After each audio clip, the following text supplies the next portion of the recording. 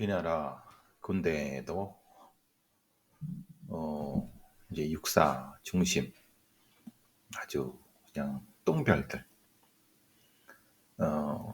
뭐 육사만이 똥별 그렇게 얘기를 볼 수는 없겠지만은 음 시대에 뒤떨어진 무능하고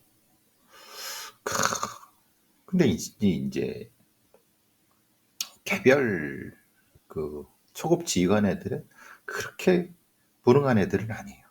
결국은 어떻게 20대 초반부터 중후반 이런 애들이 능력도 없고 무능한 애들일 수 있겠습니까?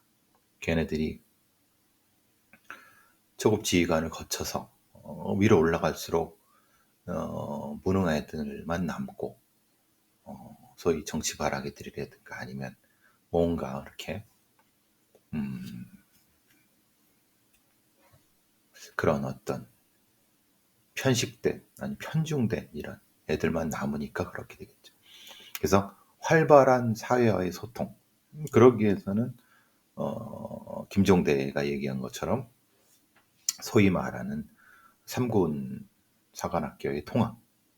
예를 들면 1학년, 2학년은 같이 다니고 이제 3학년부터는 이제 각 병종에 따라서 전투기 조종사가 아니면 조종사가 될 사람들이라든가 뭐 공군의 보직을 받을 애들은 그쪽으로 아니면은 말 그대로 종합 간부 학교 형태로 하고 거기서 병종에 따라서 아니면 기능에 따라서 사실 그건 뭐 맞는 것은 실제로 육해공이라고 하는 건 의미가 없습니다. 왜냐하면 지금은 미사일 부대도 따로 있고 우주군도 따로 있고 해병대 따르고 공군에서도 다시 어떤 다른 형태가 있을 수 있기 때문에 과거에 그냥 그 캐캐먹고 고리타분한 육사 중심의 이런 뭐 삼군 사관학 중심은 이제는 벗어나야 됩니다. 그래서 김종대가 말한 게 맞을 수도 있습니다.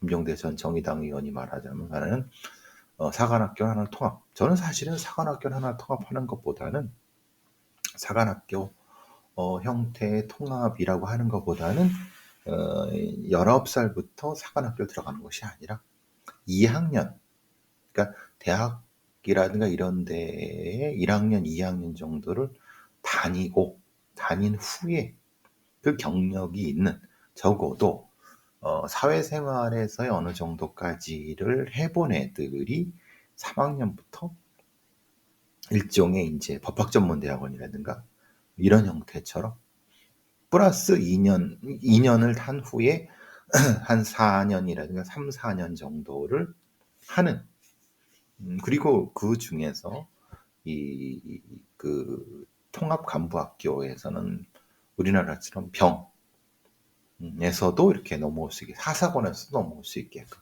이런 다양한 형태가 합쳐질 수 있어야 된다. 지금처럼 생각해 보세요. 이 2025년, 2024년 이 시기에 군사 쿠데타라는 게 말이 됩니까?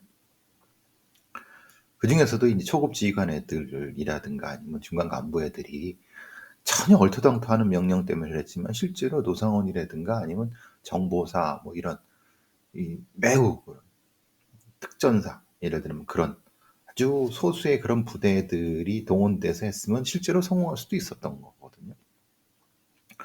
이런 부분들 특히 이제 어떤 특수부대 중심의 어떤 병종은 사실은 이것을 바뀌어야 됩니다.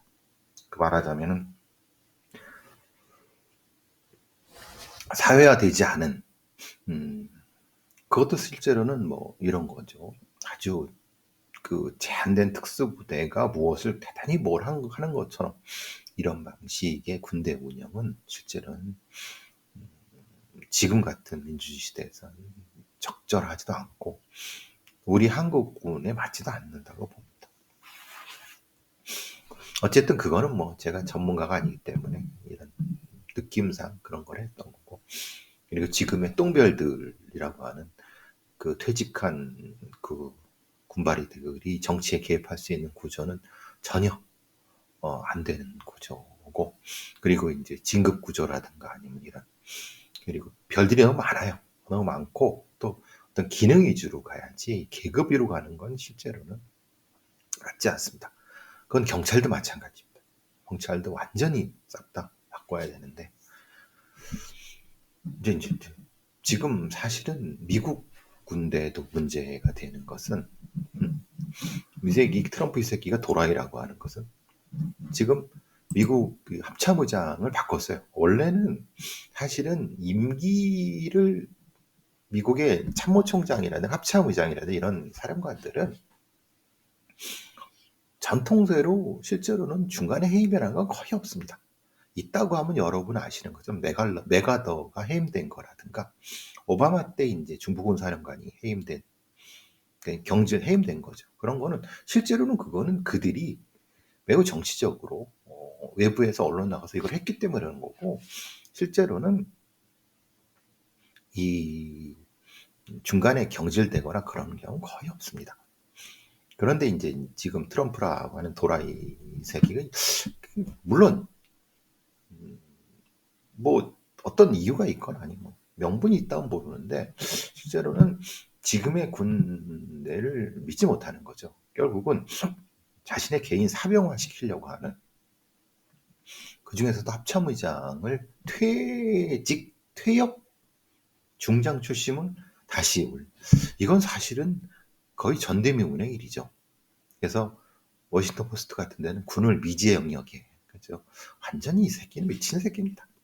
그러니까 이런 놈이 미국의 대통령 한다는 것 자체가 사실은 이제 미국이 거의 이제 무너져 가기 바로 전이라고 생각을 하고 미국이 무너지는 건 뭐 신경 쓰지 않습니다. 그 새끼들이야. 뭐 무너지건 말 우리가 무슨 상관이 있습니까? 우리가 그 여파를 받으니까 문제인 거고 어쨌든 굉장히 그 뭐 흑인이어서 싫은 건지도 모르겠고 아니면 여러 가지 숙청을 해버리는 6명을 포스터 6명을 날려버렸으니까요. 글쎄요. 이제 아마 뭐 아시다시피 트럼프는 황제가 되고 싶어 하는 것 같습니다. 3선이건 4선이건 무조건 살아있을 때 종신통령이 되고 싶은 것 같아요. 이게 나폴레옹이 되고 싶은 거죠. 꼴값도 하는 건데 어쨌든 그러다 정말 다 뒤진다. 너 트럼프 너. 근데 이런 놈들이 그렇게 뭐 쉽게 죽지 않으니까 하여튼 좀 미국의 그 언론들도 정치화를 우려하는 것 같습니다. 전통적으로 정치에서 벗어나 있던 그래서 하여튼 근데 트럼프가 하는 거 보십시오. 우크라이나에 물론 언젠가는 많은 대부분의 사람들이 우크라이나한테 공짜로 주지 않았을 거다. 그러니까 전비라든가 이런 거를 회수할 거다라는 걸 알고 있었지만은 이렇게 노골적으로 뭐 히토류의 반을 가라고 식민지화, 경제 식민지화 하겠다라고 하는 거 보면 세상에 공짜는 없습니다.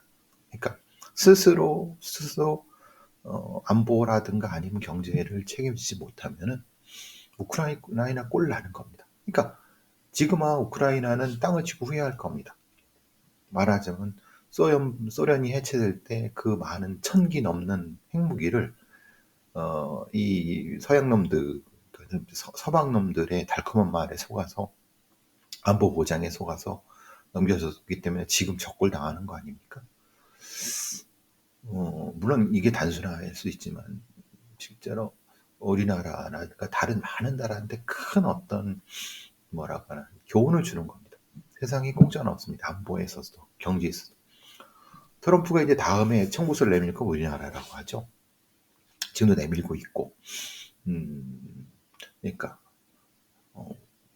미국이든 뭐 서양이든 뭐 소련, 러시아든 뭐 중국이든 일본이든 믿을 놈 없습니다. 우리 스스로 지키지 않으면은 그래서 바깥에서 성조기 들고 나는 도른자들은 에휴, 참 한심하죠. 어쨌든 명확히 우리나라의 안보는 우리나라가 그런 생각이 많이 들었습니다. 트럼프를 보면서 저런 인간도 있구나 그런 생각이 많이 들었습니다. 요 어제 나온 것 중에 서울대 출신 여의도 증권맨, 서부지법 난동 가담의 강제 퇴사. 이게 글쎄 어떻습니까? 서울대 출신의 채권 브로커. 서울대라고 우리나라 최고로 가고 싶은 학교고 거기 출신이 뭐가 아쉬워서 그러는데 꼭 그런 것만은 아닐 것 같습니다. 왜냐하면 여러 가지 MZ 세대들의 정치 참여라든가 이런 부분도 있을 수 있겠고 또 좀 관종일 수도 있겠고 굉장히 복잡 다단한 문제일 수 있습니다. 더 큰 문제는 실제로 이제 얘가 이 처벌을 받는다 하더라도 10년을 받겠습니까? 아주 길어야 2년 넘을 거고 2년 안쪽일 거고 중간에 여러 가지 때문에 한 1년 반에서 2년 정도 형을 산다 하더라도 어쨌든 전과는 있겠지만은 사실 그러면 얘는 이걸 가지고 극우 쪽에 운동을 할 수 있죠. 정치 운동에 할 수 있죠. 이런 애들이 지금 독일에서 아니면 영국에서 프랑스에서 얘기되고 있는 극우 정당의 또 리더가 될 수도 있는 거고 하여튼 요새 독일의 어떤 그 극우 정당의 바로 이런 것들 보고 꼭 또 반대로 시리아 난민들 여러 난민들이 유대인을 공격하고 소위 말하는 테러가 일어나고 난장판입니다.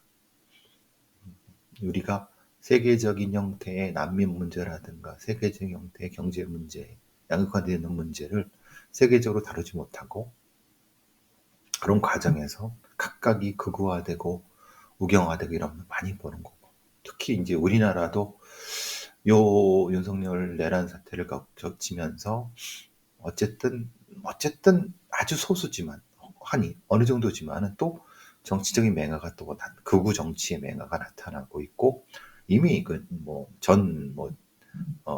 목상가 뭔가 하는 인간이 인 것처럼 그것이 더 여러 가지 형태로 나타날 수가 있습니다. 걱정되는 것은 그게 해방 이후에 폭력적인 형태의 그 정치 집단화되고 그래서 내란에 준하는 혼동된 상태가 더 갈 것인가. 이게 우리의 선택이죠. 이번 내란 탄핵 겪으면서 새로운 정치 세력들이 그리고 나서서 이런 여러 가지 갈등을 좀 극복하고 지금 정체돼 있고 퇴보하고 있는 사회를 좀 더 발전시킬 수 있었으면 좋겠는데 그렇지 못할 것 같아서 걱정이 되는 것 때문에 한 말씀 드려봤습니다. 자, 이거는 이제 범죄 외에 그냥 사회 얘기 좀 잠깐 하다가 사실 여러분 존엄사 이런 거 많이 보셨지만 그리고 국민의 82%가 조력 존엄사를 찬성한다. 통증 없는 죽음이 좋은 죽음이다. 사실은 우리가 좋은 죽음을 이제 생각해야 되죠. 오랫동안 고통받으면서 살다가 죽는 거는 너무 고통스럽습니다. 사실 저희 아버지는 갑작스럽게 뇌에서 뇌출혈로 이틀 만에 돌아가셨지만 저희 또 다른 분들은 또 교통사고 아니면 이런 분도 계시고 또 중간에 치매를 인 분도 계시고 되게 여러 가지 부분이 있어요. 그러니까 요양원에서 돌아가시는 분도 있지만 사실 우리나라 요양원이라든가 이런 데가 아주 개판이죠. 요양보호사들 이런 사람들이 그냥 폭력적이고 그런 거 많이 봐서 겁을 냅니다. 가서 두들겨 맞고 굶어 죽고 약 먹여다가 그냥 고통받다 또 죽는 경우도 있을 수 있으니까 차라리 스위스나 이런 데 가서 조력 존엄사 웰다잉을 우리가 지금 고민해야 될 것입니다. 고민만 하는 게 시급해야죠. 사실은 이제 우리나라에서 이 많은 고독사들이 많이 나타나는 걸 보면은 그리고 간병 과정에서의 가족 갈등이라든가, 병수발하다가 저기 또 자기 부인을 죽인 경우, 이런 것들이 실제로는 우리 사회가 지금 해야 할 일을 안 하고 있다. 연명치료, 존엄사 이런 부분들, 호스피스 완화 이런 것들 우리가 실천해야 되는데 안 하고 있으니까 지금 이 사회 문제, 범죄 문제는 나타나는 거죠. 누구나 자신의 죽음을 결정할 권리가 있습니다. 그리고 그것이 자살이 아니라 충분히 자기가 산 후에 충분히 살았고 그런 어떤, 그런데 무의미한 연명치료 같은 경우는 실제로는 의미가 없죠. 그런 부분들이 사회가 어떤 소통이 안 되고 있으니까 이게 참 엉망이네요. 어제 그저께는 제가 늘 비판하고 있는 자살에 대한 얘기. 그래, 자살 예방해야지. 자살 방지에 대해서 많이 예산도 쓰는데 그럼 어떻게 하겠다는 거냐? 대안이 뭐냐? 언론 보도라든가 아니면 심리 부공을 통해서. 그런데 가장 신적인 거는 잘 사는 거 아니냐? 복지 상태가 잘 돼 있고 양극화가 안 돼. 근데 그게 먼저지. 죽으려고 하는 사람을 잘 달래갖고 죽지 말라고. 그런데 오 요한나처럼 한 번 한 다음에 또 하고 반복한다는 얘기.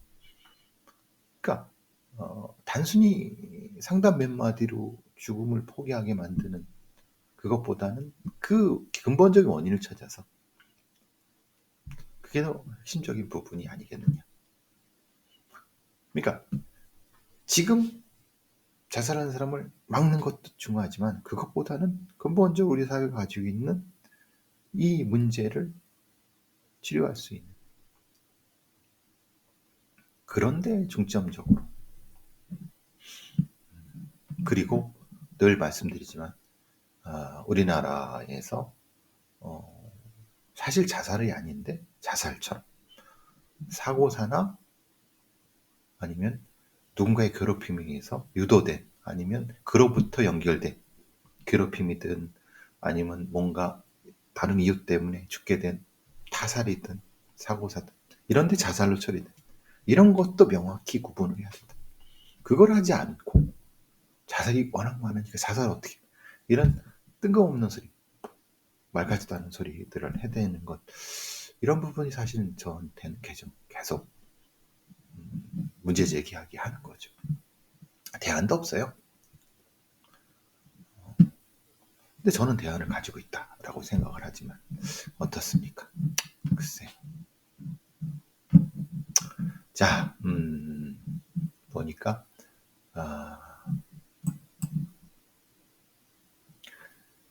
마지막으로 제가 늘 말씀드리는 것 중에 하나가 사기 전담 부서라든가 사기 전담 어떤 부처가 있어야 된다. 그러니까 이제 영국이나 싱가포르에는 사기 전담 부서가 따로 있어요. 2005년 영국에선 범정부적인 사기 검토위원회가 있고 사기법을 개정을 했고, 싱가포르에서는 사기 방지 센터를 만들어 갖고 대응을 하고 있습니다. 그러니까 계속 얘기하는 대로 사기 전담. 근데 이거는 기본적으로 전제가 뭐냐면은 범죄 분석이 먼저다.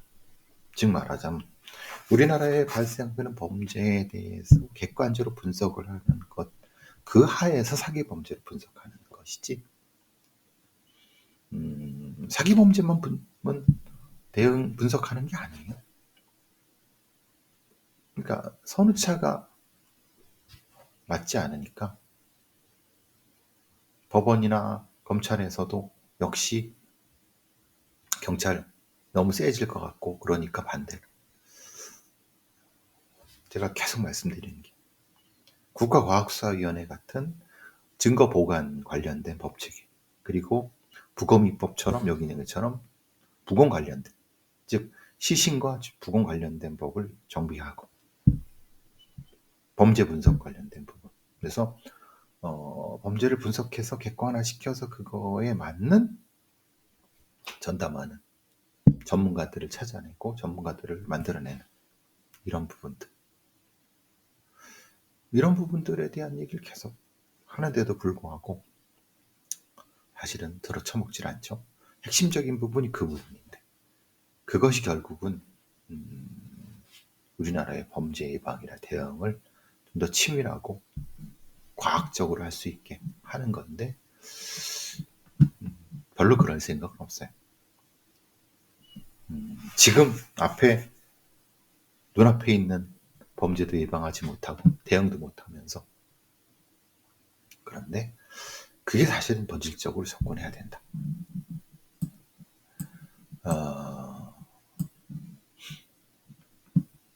사실 개인적으로 아니면 사설로서 이런 걸 접근하는 사람들도 꽤 있습니다. 말하자면 이 뭐 경찰청의 웹 매거진 월간 피싱이라고 하는 경찰청 피싱 범죄 수사계 경사가 이런 뭐 웹진을 만드는 사람도 있습니다. 근데 이거는 경찰로서 이런 부분들에 대해서 접근하는 부분도 있지만 본질적으로 범죄에 대한 구체적으로 객관적인 분석을 기본적으로 먼저 진행이 돼야 된다. 그게 먼저다. 막 파편화돼 있고 막 이제 흩어져 있는 이런 것. 예전에도 이런 건 많았습니다. 이런저런 얘기하다 보니까 중구난방 세 번째, 오늘 세 개나 녹화를 하면서 중구난방이지만 뭐 어떻습니까? 제가 늘 뭐 하는 방식이 그건데. 자, 남은 일요일 주말 잘 보내시고 다음 주는 이제 2월의 마지막입니다. 2월 마무리 잘 하시고요. 항상 건강하시고 늘 후원해 주신 분들, 여기 이 토스뱅크로 후원해 주신 분들이라든가 감사드립니다. 제가 일일이 말씀 못 드려서 죄송합니다. 저도 이제 날씨가 좀 좋아지면 좀 더 활동적으로 여러분과 만날 수 있는 기회가 있으면 좋겠습니다.